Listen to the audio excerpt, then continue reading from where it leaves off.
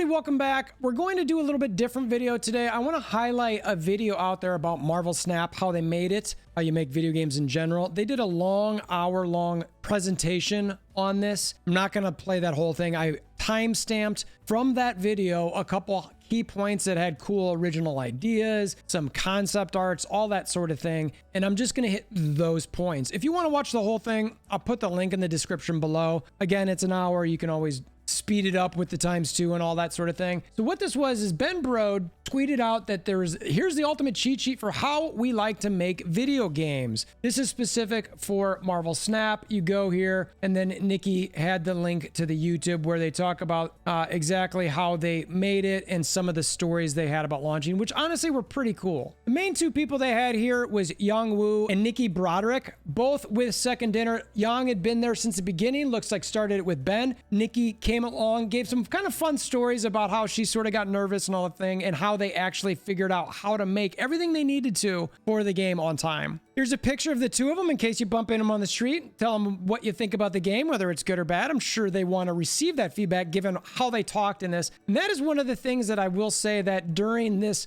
I'd say almost the entire presentation, is I got a feeling that they wanted to learn from their mistakes. And that's something that gives me a little bit of hope for what the future might bring. Again, I don't want to put too much faith in a mobile game. I understand how those sort of shake out, but I think the people here do have some pretty cool visions. One of the first things I found very interesting was exactly how they started making this game, which was they were like, well, we've got to build it to figure out how to play it. And they literally had cards that they wrote on, just index cards, no art, no whatever. They had the energy at the top, the power, what would it do? And they just played together. I mean, how much fun would that be to play against someone? But I love it from a development concept. They get to the point where they actually start getting some locations out there. They even had some dice at some point. And then they start even putting some graphics on the cards. So you can see the evolution of the game sort of happening here. And I have to say, from anybody who has made something from scratch, this schematic phase to slowly build up is exactly how you want to do it.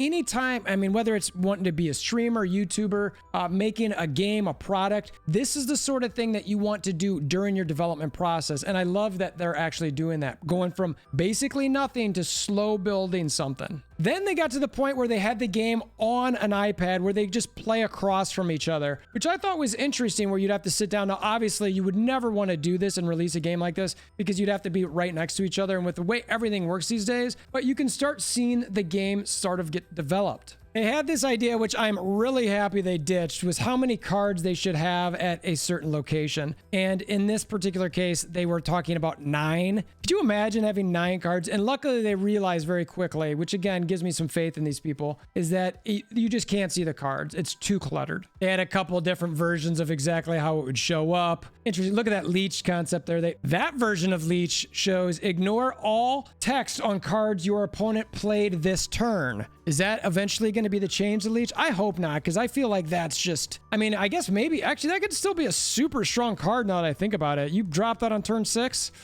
Is that the leech fix? And when I say fix, I mean change, because I think leech is just fine. Here's some of the crew back in December of 2018. I love that Ben's still got that flannel, every picture. This part, they showed sort of the development plan here, which I thought this was really cool and interesting, especially as somebody who covers some of these games, plays these games. The part that jumped out at me the most when they got their Marvel contract, which was in 2018, which means they had 4 years to do the global launch. And that's what they're showing right here, right now, is they're going, we've got this much time for global launch after they locked it in. And that's where this sort of like emoji thing here is like, oh my gosh, how are we going to make this happen? So they had this mentality of build, play, get smarter. So they really did this thing where they kept launching it to friends and family. And they had multiple versions of this, where it'd be 1, 2, 3, 4, and 5. And they wanted to have it so that there were a higher and higher amount of players each time they released it, so they could have better and better ideas of what was wrong and what could or couldn't work. And when they were doing this, they were literally just like emailing whoever was in the group, or emailing back and forth bugs they found or whatever they'd take just to communicate whatever would be happening within these friends and family groups, which again, I want to give them credit for. This is a really grassroots push to get a game to global. At one point here, Nikki was talking about making sure that they kept the size of the game actually small so that at launch, a lot of people could be able to play it. I found that an interesting concept, and I'm going, and you can see here, here where they're talking about the size right here. And I thought that was a good point where it's like, well, you don't want to limit who might be able to have this on their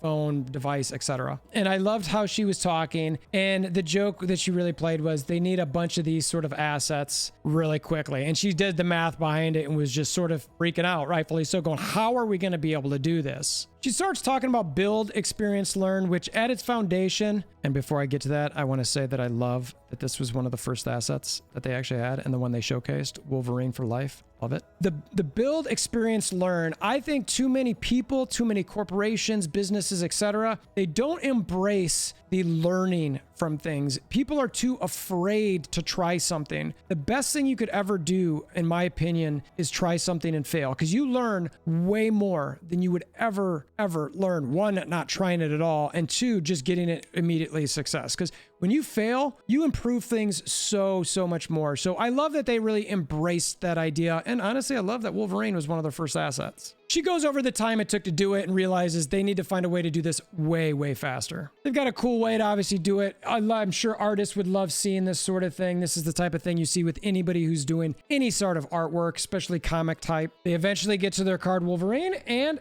it looks pretty solid. And obviously you've recognized that from the game. And then they start working on Hulk. And they've got people where they start realizing, you know what, we can work with variants, we can work with different artists to make these, and obviously speed it up. Here's some of the variants that they put out there. So they're really realizing, hey, this is something that we can do with these cards. This is one of the first Thanos ones that they had out there. I don't know if you can read the text there, but one, it's 5 cost, 7 power. And the text says, if you have 5 cards here, plus 8 power at each other location. That's a pretty interesting card there for Thanos. That's feeling pretty hot.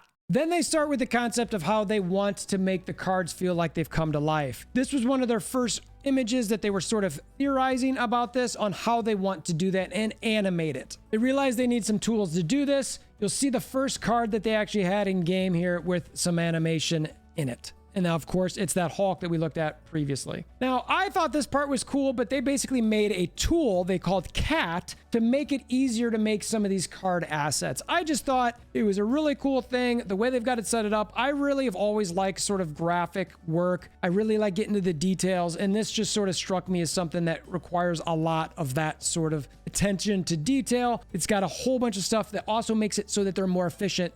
So it touches 2 buttons that I personally really like. And then a concept that we still talk about today, that they started talking about early on, is how do you unlock cards? And they've got some really interesting ideas from some of the graphic representations you'll see here. You're going to go, what? One of the first concepts they had for actually collecting cards, looks like you get to certain levels and you get different things, which is obviously like what you'd get, or maybe you can see your team missions, that sort of thing, where you get the card along with whatever the things you're doing. You get to a certain level, this is what you get. Then this one, I got to move myself for this one, and I'm going to pause it here. This one I found very intriguing. I think this was meant to be sort of a Marvel Contest of Champions type concept, where basically you travel all throughout the Marvel universe, and you get different things as you sort of go along. You know, you're in Asgard, you get this and you get that. You meet villains and maybe you get a card. Again, I think if anybody's played Marvel Contest of Champions, that's probably where this concept came from. And just looking at this, I'm sort of glad that they didn't well, I think it could have been cool for a story. I'm kind of glad that they didn't stick with this one. You can see some of the UI that they had originally, which is very interesting. Not bad. Blob, we still don't have Blob. Look at the cost of that. 50% off. 100 things instead of 200. It looks like they had a market level there too, where if you bought certain things that you could get more treasure chests, which I find interesting. You start seeing some more further development on the game. The UI, this is obviously very familiar from what we've seen at this point. Wanted to highlight this part where they had some in-game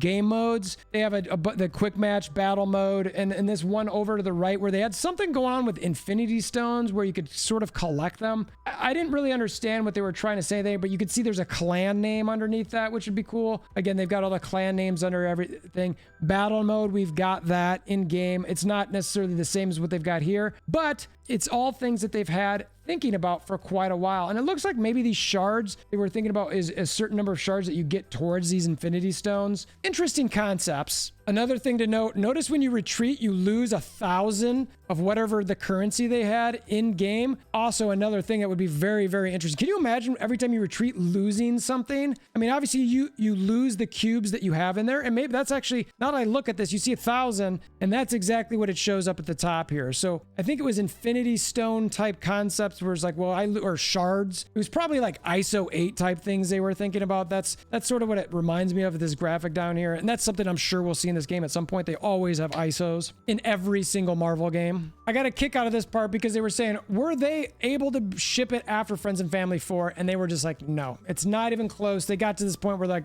what are we going to do? So they decided in order to ship this thing in the next 10-ish months after Friends and Family, what would be 5, they really needed to buckle down and just focus. And basically they got all of these things going and they felt like after Friends and Family 5 that the game was definitely shippable. You can see a lot of the images here that we've seen in game now, all very familiar. They've been tweaked and a little bit obviously better in game at this point, but the game was looking good to them. They had a lot of different assets that they all felt really good about. And then this was sort of the roadmap that they had that was basically how they got to their global launch, which I wanted to pause and have this on screen for a second because you can kind of see where they had all these Friends and Family. They had a closed beta, commercial launch, Western soft launch in July, localized launch, and then the global launch in October and November. And obviously that was right around Wakanda Forever, the second Black Panther. And then they started, talking about different invites, Android invites only, and just continuing to grow the game over and over. And I love how they have worldwide minus China and then just millions, which is hilarious. Like, obviously that's exactly what they want to go for. They want to go for